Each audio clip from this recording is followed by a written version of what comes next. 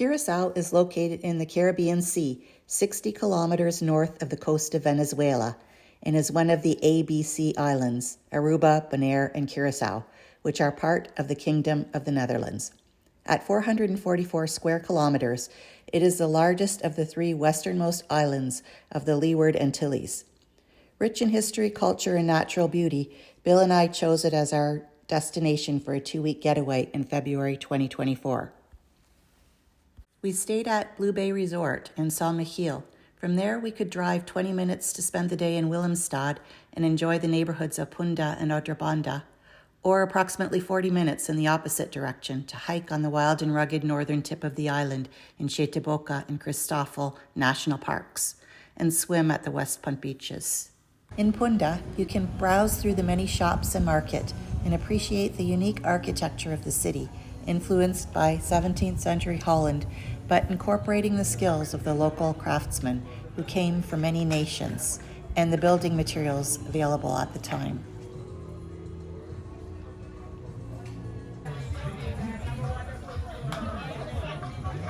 You can try local cuisine at the Old Market, Plaza Bieu.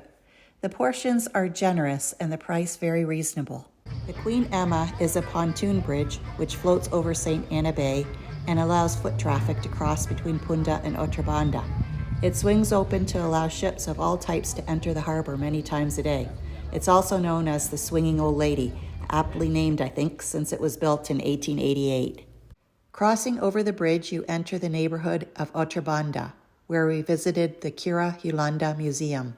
It focuses on the history of the transatlantic slave trade in the Caribbean, in which Curaçao was deeply involved, the brutality and adversity the African slaves endured, and the courage they demonstrated in the face of it.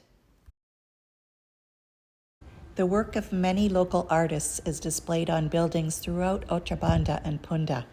We admired the work of artists such as Yomar Loaitza, Marilee Trappenberg, Joan of Arts, and Francis Sling. The art showcases a fascinating blend of different cultures, evident also in the languages spoken here. Many of the locals can speak 4 different languages, but the most widely spoken language is Papiamento. It is thought to be a Portuguese-based creole influenced by Spanish, African, Dutch, and Arawak Indian. In the 17th and early 18th century, Curaçao was a major trade port and a slave depot.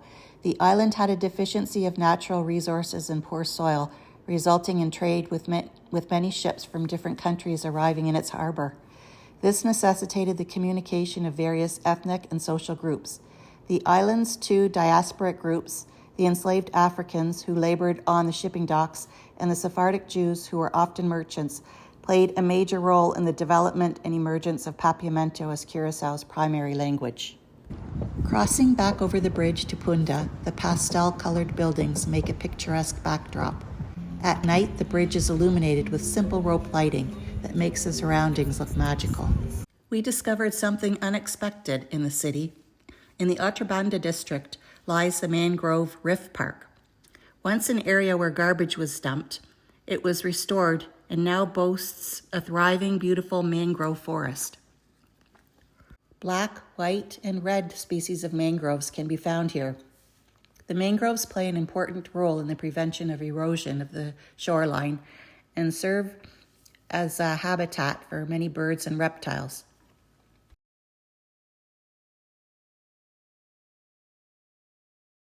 The mangroves also provide shelter for juvenile fish, which later make their way to the coral reefs. We think this may be a young barracuda we spotted amongst the red mangroves. We saw hundreds of upside-down jellyfish in the waters surrounding the park. The color variation results from the jelly's intake of algae. It rests and pulses on its saucer-shaped bell in shallow water. To the east of Willemstad, on Curaçao Bay, you can find Fort Beekenberg, built by the Dutch in 1703 to protect the entrance of the bay. You can see the quarantine hospital situated on a hill in the distance.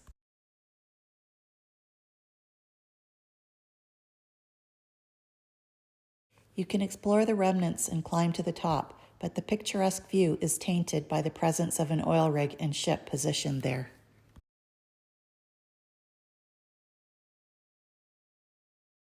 It does make for an interesting juxtaposition of a historic fort and modern industrial activity, and to add to the surprise, on the other side of the oil rig is a small beach that offered the best snorkeling we experienced on the island. This is the view from the tugboat beach parking lot next to the oil rig, with Fort Beaconburg in the distance. More on Tugboat Beach soon. Staying at Blue Bay Resort, we only had to step out onto our deck or walk a short distance down the road to encounter some of Curaçao's wildlife.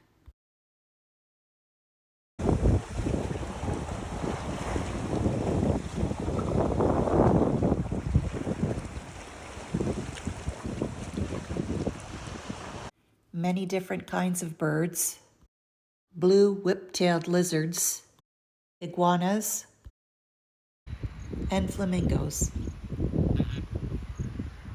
4 kilometers from Blue Bay, we hiked with a small group around the St. Michel salt flats, beginning at Boka. Here we viewed at least 200 flamingos, though they were far away from the path. Arriving at the beach early in the morning, we had amazing snorkeling experiences in the calm, sheltered, crystal clear bays, home to a myriad of marine life.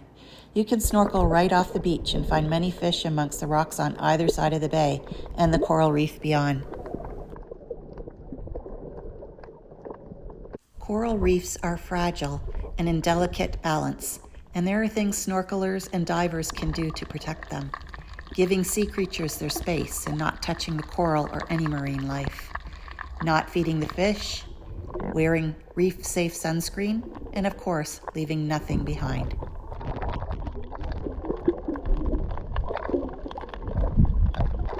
A barracuda casually cruising by.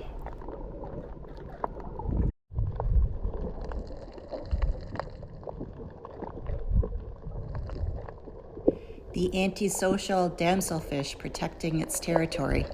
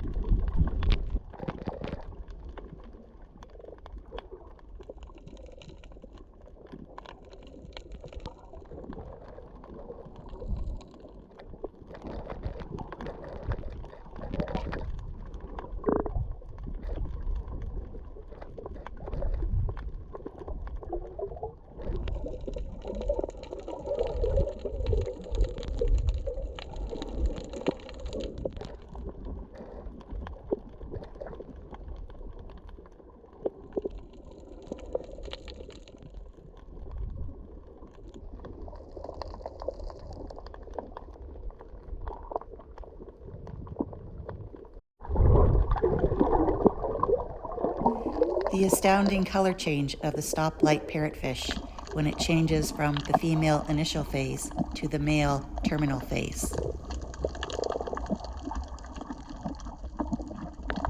As I attempted to identify most of the fish I saw and filmed, I soon discovered that fish are way more interesting than I previously gave them credit for.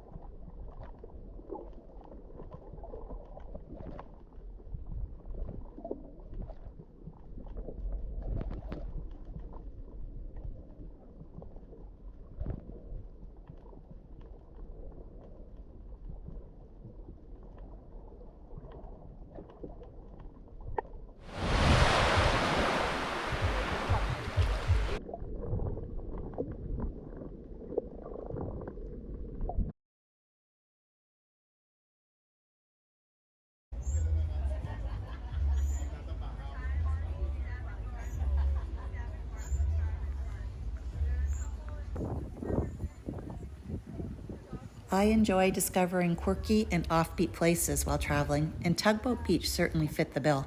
It's a tiny rocky beach with a laid-back artsy vibe and sits directly next to an oil rig from which we periodically heard commands delivered via loudspeaker and the background hum of mechanical activity. As soon as you are submerged in the water, it is like opening the curtain to another world, one of stunning beauty.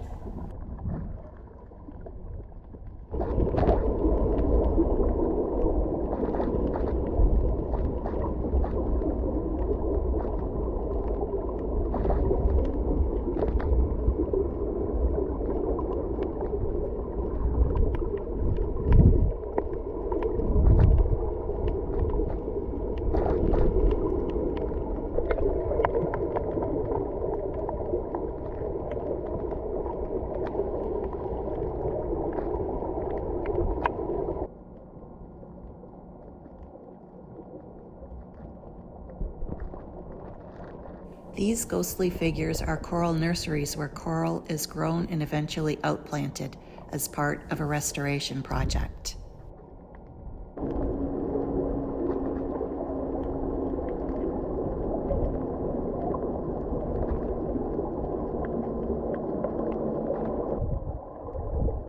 We swam out approximately 50 meters from the shore to this sunken tugboat, which has been sitting in 5 meters of water for 30 years. It is covered with coral and fish swim in and out of openings in the wreck.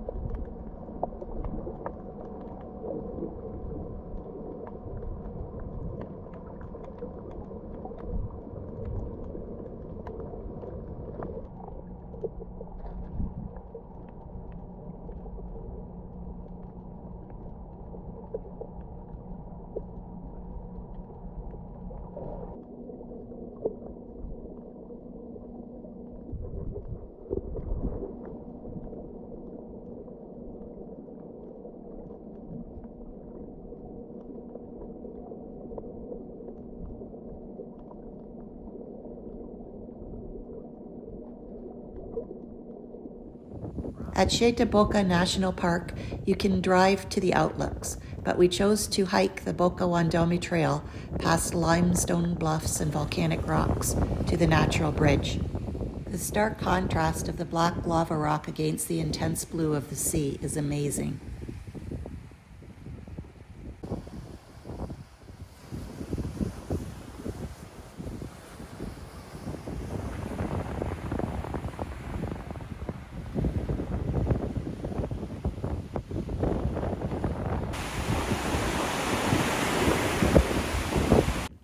Then we hiked in the opposite direction to Boka to view the incredible power of the waves crashing against the rocks in a spray that shoots high into the air.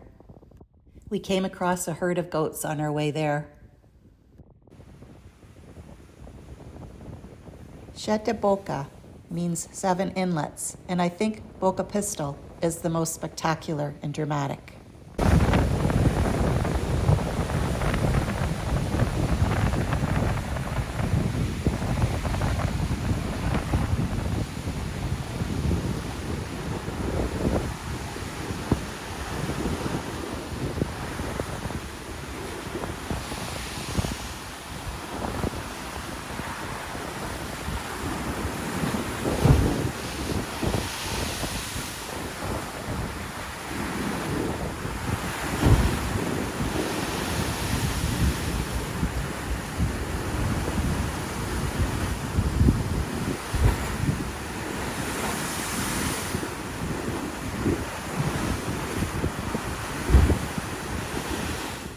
Christoffel National Park is home to the very recognizable Mount Christoffel.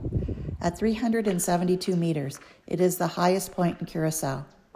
Park regulations stipulate that you begin your hike up this mountain no later than 10 a.m. as the afternoon heat becomes unbearable. There is also a scramble at the top of the mountain. We decided to do a hike on the other side of the park, beginning at the Savonnet Museum, which is an old plantation house. We were on the trail for about 2 hours and didn't see a single soul except for a park ranger at the very beginning.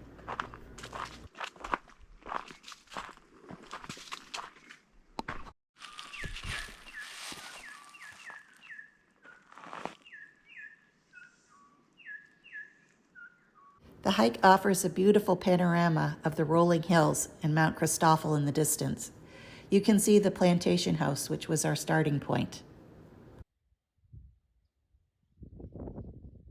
Beware of the acacia shrubs, whose feathery fern-like foliage hides some nasty thorns.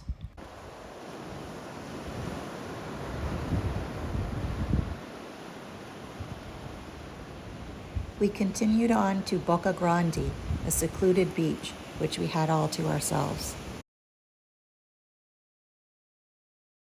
Well, maybe we weren't completely alone. Before leaving the park, we spotted an orange and a yellow troupial. Curaçao's national bird, we heard its song each morning on our deck. Here it is.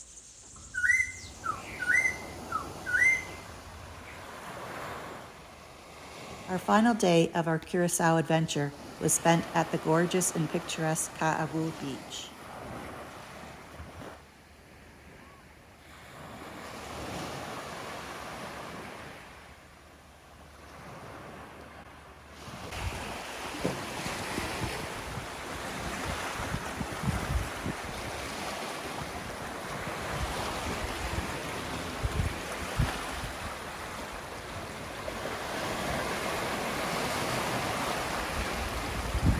We did a bit of snorkeling, but mostly just relaxed and soaked up the sunshine.